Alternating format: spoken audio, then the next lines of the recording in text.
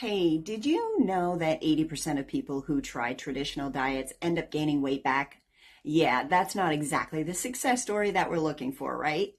The constant calorie counting, the meal plans that make you feel like you need a PhD just to eat lunch, the hunger that turns you into a raging gremlin by 3 p.m., it's exhausting.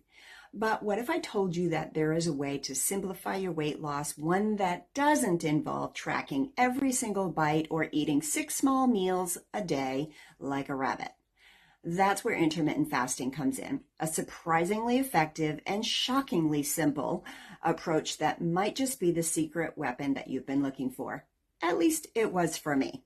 But let's be honest, our minds like to fight new ideas.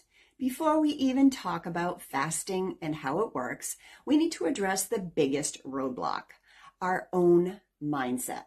For some reason, the second people hear the words intermittent fasting, their brain jumps into, wait, you want me to starve? That sounds so extreme. I could never skip breakfast. But here's the thing. Intermittent fasting is literally how humans have been eating for most of history. Our ancestors weren't waking up to pancakes and lattes. They ate when food was available. Fasting isn't some crazy extreme concept. What is extreme is eating every 2 hours from the moment that we wake up until the moment we go to bed, and then wondering why we struggle with weight gain, energy crashes, brain fog, and inflammation. So no, fasting isn't extreme. What is extreme is how much we fight the idea of giving our bodies a natural break from digestion. So let's talk about what intermittent fasting is and why it's so simple. Intermittent fasting, or IF, is not a diet. It's an eating pattern. It's not about what you eat, but rather when you eat. Instead of grazing all day long, you give your body intentional breaks from food, allowing it to tap into the stored fat on the body for fuel. Think of it like a hybrid car. It runs on gasoline, or in the body's case, glucose from food, when it's available, but when the tank is empty, it switches over to stored energy, in this case, the fat on the body. Pretty efficient, right? There are a few different ways to do intermittent fasting, and the best part, you can pick the method that works best for your lifestyle. The 16-8 method is the most popular. You fast for 16 hours and eat during an 8-hour window. Hint, if you stop eating at 8 p.m. and don't eat again until noon the next day, boom, you're fasting. There is also a 5-2 method. You eat normally for 5 days and reduce calories significantly, around 500 or 600 on the 2 non-consecutive days. Alternating day fasting, you eat normally one day and restrict calories the next. This one isn't for the faint of heart, but some people love it. Now, over time, you can hone what works for you and what doesn't. Now, a lot of people will just tell you what to do, but not how to do it. So I want to share some of what works for me so that you get a real life example. First, I eat my last meal at least 2 hours before I go to bed, and more if my schedule allows. This usually means I eat by 7-ish p.m. And I started IF by eating my first meal around noon the next day and quickly learned that the meal bogged my body down. I was lethargic after eating, less productive, and I lost focus for hours after. I also learned, in part, that it was the amount that I was eating. A big cold salad just doesn't work for my body. My body likes smaller, more manageable, warm meals. I decided to give longer fasts a try. In my case, a solid food fast. So I tried adding bulletproof coffee in the morning, and voila, I could easily go without food until 2 or 3 p.m. Now, in my world, my morning bulletproof coffee consists of Bulletproof Mentalist coffee. I get it on Amazon, and I'll drop a link in the description. I like the whole beans because I grind it fresh every morning. Side note, so why bulletproof? For years, as much as I love coffee, it irritated my sinuses and I didn't understand why until I heard about bulletproof.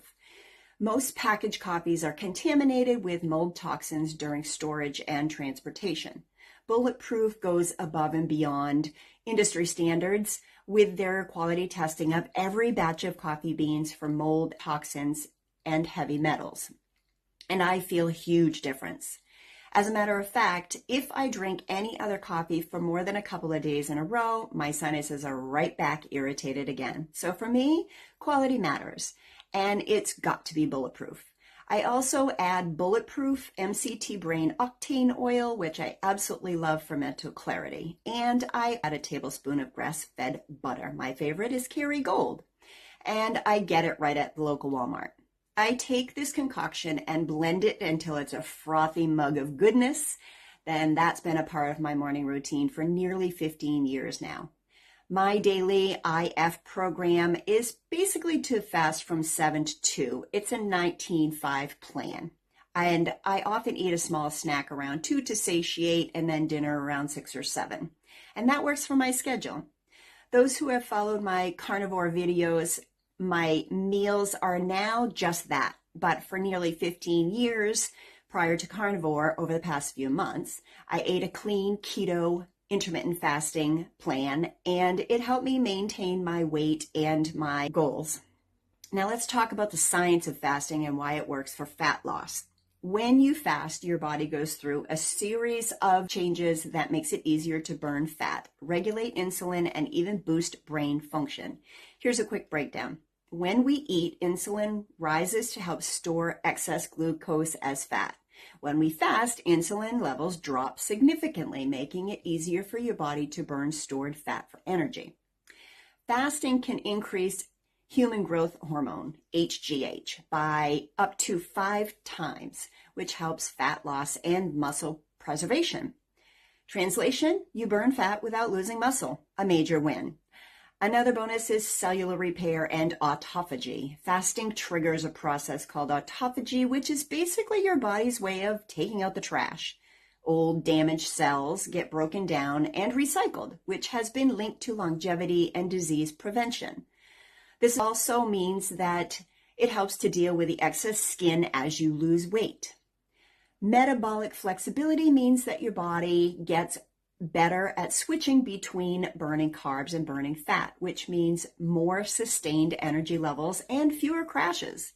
And the best part, intermittent fasting doesn't just help with weight loss, it improves overall health. Studies suggest that it can reduce inflammation, improve brain function, and lower the risk of chronic disease like type 2 diabetes and heart disease. So it's not just about fitting into your favorite jeans, it's about feeling amazing from the inside out. Before you get too excited, a reality check. Let's get something straight. Intermittent fasting is not some magic wand that lets you eat whatever you want and still lose weight. The truth is, you are what you eat. If your version of breaking a fast involves devouring a stack of pancakes drowned in syrup, or you're still committed to a family-sized bag of chips and washing it down with a pint of Ben & Jerry's while watching some TV at night, fasting isn't going to save you. Shocking, I know. Intermittent fasting is a tool. It's not a free pass to binge. If you're still loading up on ultra-processed, sugary, inflammatory foods, you're not going to see the benefits or results. You have to pair fasting with mindful eating. You don't need to be perfect, but what you do during your eating window matters.